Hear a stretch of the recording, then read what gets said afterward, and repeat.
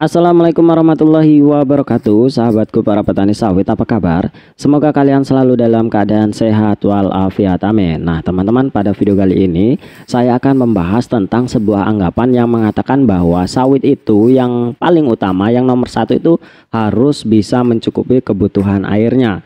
Nah, masalah pupuk, masalah benih, masalah perawatan yang lainnya itu nomor sekian-sekian. Yang penting sawit itu kebutuhan airnya tercukupi, maka semuanya akan baik-baik saja.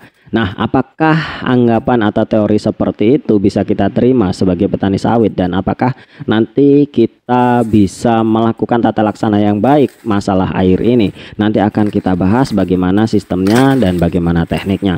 Namun teman-teman, seperti biasa, apa yang saya sampaikan di sini hanyalah merupakan pengalaman pribadi saya, pendapat pribadi saya, sudah saya amati, sudah saya terapkan di kebun saya, sudah saya alami, dan saya tarik kesimpulan kemudian saya sharingkan kepada teman-teman. Semoga apa yang saya sampaikan di sini bisa bermanfaat, setidaknya sebagai bahan perbandingan, bahan pertimbangan dalam tata laksana berkebun kelapa sawit. Nah teman-teman, kita kembali ke pembahasan masalah air. Memang benar, kelapa sawit membutuhkan asupan air yang lumayan cukup tinggi. Nah, untuk ukurannya saya lupa. Saya pernah baca bahwa dalam satu hari memerlukan sekian liter air untuk diserap oleh kelapa sawit. Itu adalah hal yang betul. Namun, sebagai orang yang memiliki nalar, bukan hanya kelapa sawit saja, teman-teman. Bahkan tumbuhan seperti suketeki, seperti kacang ataupun padi dan lain sebagainya, faktor yang paling utama untuk dia dapat tumbuh dan hidup itu adalah air. Tentunya tanpa air semua tumbuhan atau bahkan semua makhluk hidup juga akan tidak bisa bertahan di dunia ini. Dan tentunya teman-teman, kita sebagai petani harus bisa memikirkan sesuatu yang memang benar-benar dapat diterima oleh akal sehat kita, oleh nalar kita. Memang benar, kelapa sawit memerlukan asupan air yang cukup tinggi, dan faktor utama untuk tumbuh kembangnya itu masalah air harus benar-benar tercukupi. Namun teman-teman, yang harus kita pikirkan, yang harus kita bahas adalah apakah kita bisa mengontrol kebutuhan air untuk kelapa sawit. Coba kalian bayangkan, coba kalian nalarkan, apakah bisa kita mengontrol kebutuhan air untuk kebun kita? Apakah kita bisa memodifikasi musim yang tadinya kemarau masih kita bisa turunkan hujan, atau kita pawang hujan yang bisa menurunkan hujan di kala musim kemarau panjang? Tentu masalah air ini bukan urusan kita, teman-teman. Tentu itu adalah urusan Tuhan yang Maha Kuasa. Apakah kita bisa mendatangkan air ketika kebun kita berada di dataran yang tinggi? Tentu tidak bisa. Yang bisa mendatangkan air itu hanya hujan. Tidak mungkin kita akan membuat drainase atau membuat saluran air yang bisa naik ke atas, atau kita menggunakan pompa air untuk menaikkan air ke kebun kita. Tentu masalah air ini memang benar, air adalah faktor utama untuk kelangsungan kehidupan. Namun tidak pantas untuk kita bahas atau kita bisa mengontrol kebutuhan air. Jadi kalau kebutuhan air itu ya kita pasrah saja. Ketika musim kemarau ya kita bisanya cuma pasrah dan kita menunda pemupukan. Maka dari itu banyak sekali teori-teori yang dikatakan bahwa ketika musim kemarau harus ditunda melakukan pemupukan. Dan ketika tidak musim kemarau atau musim penghujan, kita harus benar-benar memupuk sawit kita supaya pupuk yang kita berikan ini nanti bisa menjadi cadangan air ketika musim kemarau. Ketika sawit tidak dipupuk dengan baik dan benar, saat dia melewati musim kemarau atau bertemu dengan musim kemarau, maka kecukupan airnya juga akan lebih cepat terserap. Maka dari itu ada teori yang mengatakan bahwa pupuk ini membantu dari tumbuhan itu untuk menyimpan asupan air yang cukup tinggi. Jadi kalau pupuknya baik, maka asupan airnya ketika musim kemarau itu juga akan lebih baik, sehingga membuat sawit itu lebih tahan terhadap kekeringan.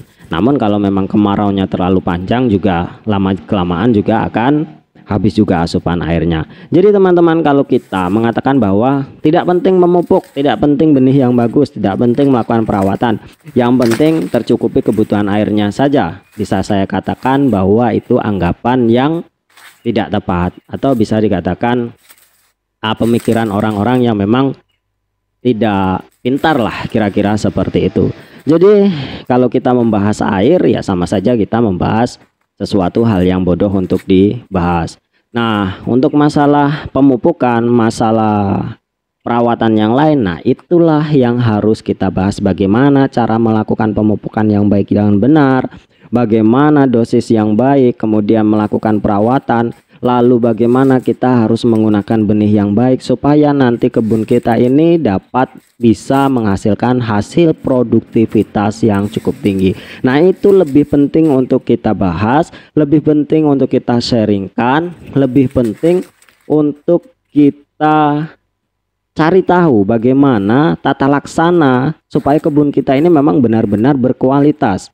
Dengan pemupukan yang rutin, atau bagaimana kita melakukan pemupukan ketika kita memang tidak memiliki biaya yang cukup, itu bagaimana caranya. Nah, itu bisa harus kita bahas dan sharing pengalaman-pengalaman orang yang memang sudah terlebih dahulu berkebun kelapa sawit dan sukses di sana. Tentu itu adalah hal yang paling penting, teman-teman. Memang kalau masalah teori banyak sekali, kita tidak perlu mencari tahu di orang lain, kita bisa baca di Google, kita bisa cari di tempat-tempat platform-platform yang lain, atau di majalah atau di buku. Tentunya itu banyak sekali. Namun pengalaman orang yang sudah menjalani asam garamnya berkebun kelapa sawit itu juga penting untuk kita ketahui. Tentu teman-teman, setiap kebun, setiap kondisi lapangan itu sangat berbeda-beda. Ada yang mungkin berkebun di tanah yang gambut, ada yang berkebun di tanah yang berpasir, atau berkebun di tanah yang sedikit berbukit, atau yang di dataran, atau yang dekat sungai. Tentu kondisi-kondisi ini membedakan perlakuan setiap kebunnya, teman-teman. Tidak bisa disamakan orang yang berada di atas bukit disamakan dengan yang di dataran rendah, atau yang berada di lahan gambut disamakan dengan yang bertanah mineral. Tentunya kondisi-kondisi inilah yang harus kita pahami, karakteristik kebun kita itu seperti apa. Baru nanti ketika kita memiliki masalah dengan kebun kita, kita bisa menanganinya sesuai dengan apa yang ada di kondisi ladang kita atau kebun kita.